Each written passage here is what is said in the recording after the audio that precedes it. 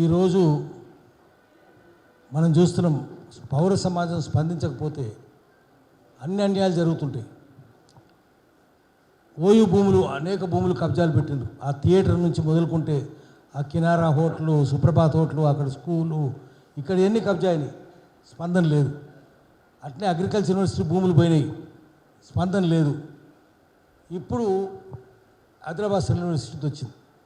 భూములు పోవడం ముఖ్యం కాదు, మేము బయట వాళ్ళు, హైదరాబాద్ వాళ్ళకు తెలంగాణ వాళ్ళకు అర్థం కావాల్సింది ఏంటంటే, అది వాళ్ళ భూములు పోతే మాకేంది అనుకుంటున్నారేమో. దానివల్ల హైదరాబాద్ హీట్ ఐలాండ్గా మారుతుంది, వడదెబ్బ ద్వీపంగా మారుతుంది. ఎందుకంటే మీరు నోయిడా చూడండి, నోయిడా అంటే new Okhla industrial development area, Noida ఢిల్లీలో ఉంది. ఓఖ్లా అయితేమి, ఓక్లహామా అమెరికా అయితేనేమి, ఒక్కసారి హైరైజ్ స్ట్రక్చర్స్ వచ్చినాయంటే ఫస్ట్ చెట్లు పోతాయి. చెట్లు పోయిన తర్వాత పెద్ద పెద్ద భవనాలు వస్తాయి, హైరైజ్ స్ట్రక్చర్స్ వస్తే ఏమైంది, హీట్ ఐలాండ్ ఓఖ్లా నోయిడా అని రాసుకోండి, NOIDA. Noida has become heat island. నెట్లో కూడా కొట్టి చూస్తే వస్తుంది.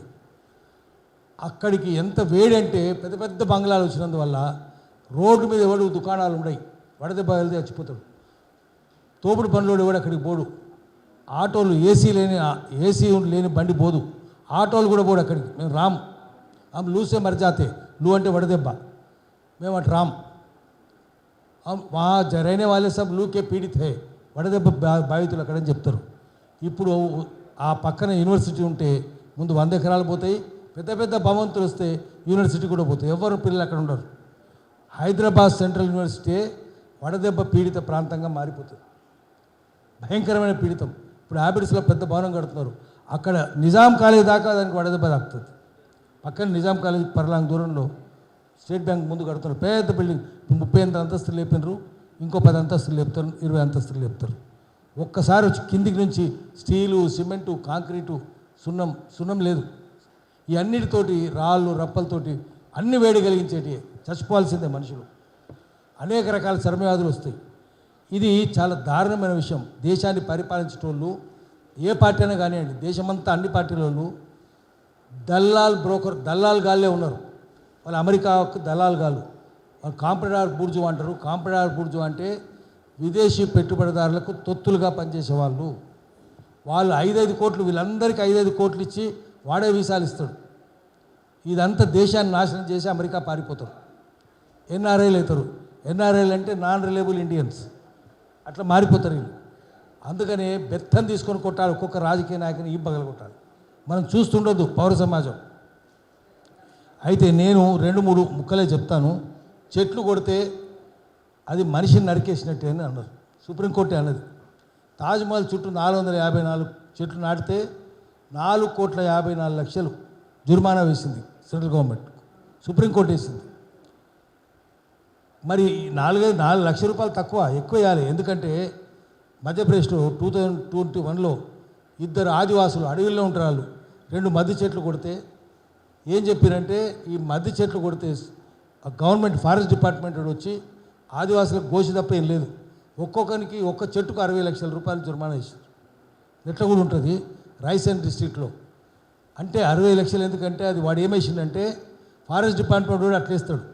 టాంజిబుల్ బెనిఫిట్స్, ఇంటాంజిబుల్ బెనిఫిట్స్, ప్రత్యక్ష లాభాలు, పరోక్ష లాభాలు. పరోక్షం అంటే ఆక్సిజన్, చెట్టు నీడ కావచ్చు, పండు కావచ్చు, కొమ్మ కావచ్చు, అది బెరడు కావచ్చు, అవంతా వేరే కనిపించేవి. కనిపించేది ఆక్సిజన్. అది 100 ఏళ్ళకి ఎంత ఆక్సిజన్ ఇస్తో లెక్కేసి 60 లక్షలు వేసిండు. ఒక ఆదివాసి కొడితే 60 లక్షల. మరి ఇక్కడ ఎంత వేయాలి, హైదరాబాద్ ఎంత వేయాలి, రేవంత్ రెడ్డికి ఎంత వేయాలి? నువ్వే కట్టమని చెప్పాలి.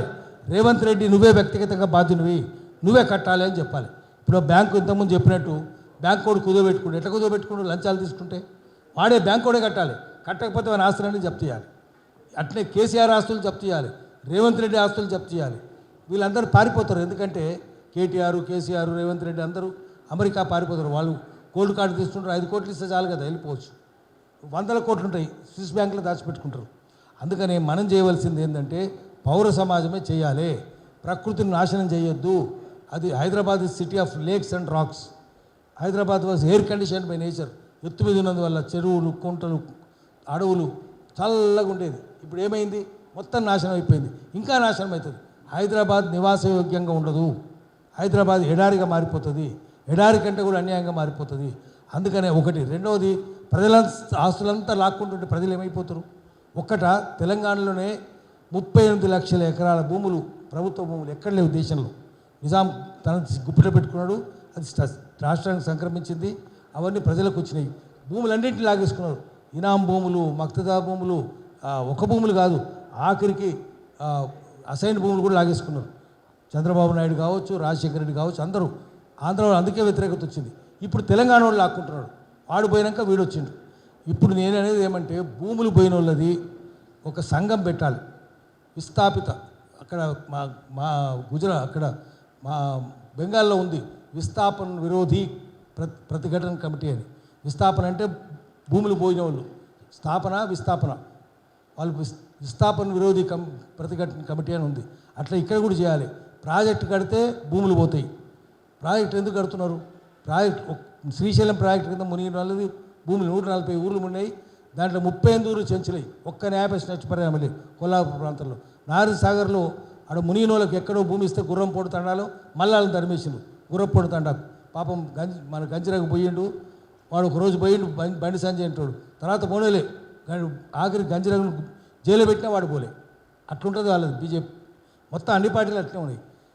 అదేవిధంగా ప్రాజెక్టులు కడితే విస్థాపన, అదేవిధంగా ఓపెన్ కాస్ట్ అయితే విస్థాపన, ఫార్మాసిటీ అయితే విస్థాపన. ఫార్మాసి భూములు 9,000 ఎకరం లాక్కుంటే పోలేపల్లి, ముదిరెడ్డిపల్లి, జడ్చర్ల పక్కన 48 మంది చచ్చిపోయారు. 22 మంది గుండెపోటు చచ్చిపోయినారు, 20 మంది ఉడేసుకొని చచ్చిపోయినారు. భూములు ఎండిపోతాయి. ఎట్లా చేస్తారు? ఏం చేయాలి వాళ్ళను? ఒక్కొక్కరిని చార్మినార్కాలు వెళ్ళాడదీయాలి. ఇంత భయంకర జరిగే పోలేపల్లి, ముదిరెడ్డిపల్లి. ఈ భూములని లాక్కోవడం దేనికి? లగచర్లు ఎట్లా లాక్కుంటారు, దామకుండం ఎట్లా లాక్కుంటారు? ఫార్మా మాఫియా కదా. విదేశాల కోసమే మందులని విదేశాలకే పోతాయి. 90% విదేశాలకు, 10% ఇక్కడ. పొల్యూషన్ అంతా ఇక్కడే ఉంటుంది. స్వీడన్ కంపెనీ వచ్చి పాశమైలారం పట్టించడంలో ఎంత భయంకరంగా ప్రమాదం ఉన్నదో, ఎంత విషం ఉందో భూమిలో పరిచయం చేసి చెప్పారు. ఈ ఫార్మా మాఫియానే వాడు మురళీకృష్ణ ప్రసాద్ అంటాడు, చంద్రబాబు నాయుడు చుట్టము. Richest in Andhra and Telangana. చౌటుప్పల్ల ఫ్యాక్టరీ, డివిస్ కంపెనీ రిచెస్ట్. ప్రజలు దరిద్రులు అవుతారు, భూములను లాక్కుంటాయి, వాడేమో విదేశాల్లో పోయి కులుకుతూ ఉంటాడు. ఎట్లా? ఇది దొంగల రాజ్యం కదా, ప్రజల రాజ్యం. ఇది ప్రజాతంత్రం కాదు. దేశంలో ప్రజాతంత్రం లేదు, డెమోక్రసీ లేదు. Democracy is rule by people. What we have in India is kleptocracy. Kleptocracy is rule by thieves. అందరు దొంగలే ఉన్నారు. క్లెప్టీన్ అంటే దొంగలించడం. దొంగల రాజ్యం నడుస్తుంది. అందుకని నేను చెప్పేది, గట్టిగా పోరాటం చేయాలి. ప్రాజెక్టులు ఎవరైనా కడతానంటే పొట్టు కాంట్రాక్టర్ను, ఇంజనీర్ను, రాజకీయ నాయకులను చెప్పులతో కొట్టాలి. అమెరికాలో చూడండి, to restore eco system, to restore river water system 2119 డ్యాములు కూల్చేసినారు, కట్టినే కూల్చేసినారు. ఇక్కడ కడుతున్నారు. ఎందుకంటే 70-80 ఏళ్ళు నీళ్ళు నిల్చుంటే బ్యాక్టీరియా వస్తున్నది, చేపలు చచ్చిపోతున్నాయి, రొయ్యలు చచ్చిపోతున్నాయి, పీతలు చచ్చిపోతున్నాయి, తాబేలు చచ్చిపోతున్నాయి. ఇక్కడ ఎందుకు కడుతున్నారు? ఎందుకంటే మన భూములు మునిగితే ఒక్కరి నష్టపరిహారం ఇస్తలేరు. కాంట్రాక్ట్ తినలేమే కదా. ఏమైందో చూసినా మేడిగడ్డ, మొదలగడ్డనే కదా, అన్నారం, సుందిల్లా. అందుకనే ప్రకృతిని ఆడుకుంటే ఎవడైనా సరే, చెట్లు కొట్టడం ఎంత తప్పు, ప్రాజెక్టులు కట్టడం కూడా అంతే తప్పు. అందుకని ఆడుకుంటే వాళ్ళందరికీ ఉరి శిక్ష చేయాలి.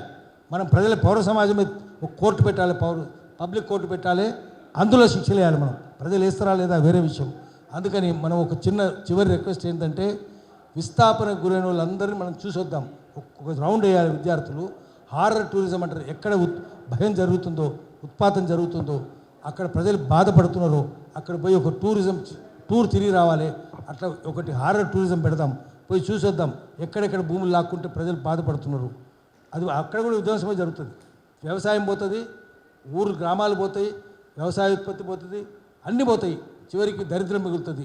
దాన్ని కాపాడుకోవడం కోసము ఒక పౌర సమాజం, పౌర వేదిక ఉండాలి. మీరు పెట్టిన వేదిక మంచి వేదిక అనేది. అయితే జస్టిస్ లేదు, ఈక్వాలిటీ లేదు, లిబర్టీ లేదు, ఫ్రాటర్నిటీ లేదు. 75 ఏళ్ళ నుంచి ఈ 4 రంగాలు రాజ్యాంగానికి ఏ అమలు కాలేదు. అందుకని మనం రాజ్యాంగం కోసం ఇట్లాంటివి పెట్టి రాజ్యాంగ స్ఫూర్తిని ప్రజలకు వ్యాపింపజేయాలి. స్ఫూర్తిని కలిగించడానికి పౌర సమాజాన్ని, ఈ గ్రామాలన్నీ తిప్పాలి. అట్లా తిరిగితే మేము మీ ఇంటి రావడానికి కూడా సిద్ధంగానే ఉన్నాం. ఓకే అన్న, ఓకే, థ్యాంక్ యూ. తప్పకుండా తెలంగాణ వ్యాప్తంగా ఒక కార్యక్రమం తీసుకుందాం. అసలు ఏం జరుగుతుంది తెలంగాణలో, ఎక్కడ ఎన్ని భూములు పోతూ ఉన్నాయి, ఎన్ని వనరులు పోతూ ఉన్నాయి, ఎక్కడ వనరుల ధ్వంసం అవుతుంది, ఓపెన్ కాస్ట్ల పరిస్థితి ఏమైంది, ఇవాళ ఉత్తర తెలంగాణ అంతా కూడా బొందలగడ్డగా మారిపోయింది. ఇలాంటి అనేక సమస్యలు ఉన్నాయి, అనేక సవాళ్ళు ఉన్నాయి. తప్పకుండా మనం తెలంగాణ వ్యాప్తంగా ఒక యాత్రను కూడా మనం డిజైన్ చేద్దాం ఖచ్చితంగా ఫ్యూచర్లో. థ్యాంక్ యూ అన్న. విజయ్ అన్న వేదిక మీదకి వచ్చి మీ అభిప్రాయాలు షేర్ చేసుకోవాల్సిందిగా కోరుతా ఉన్నాను. Is representative of JMI.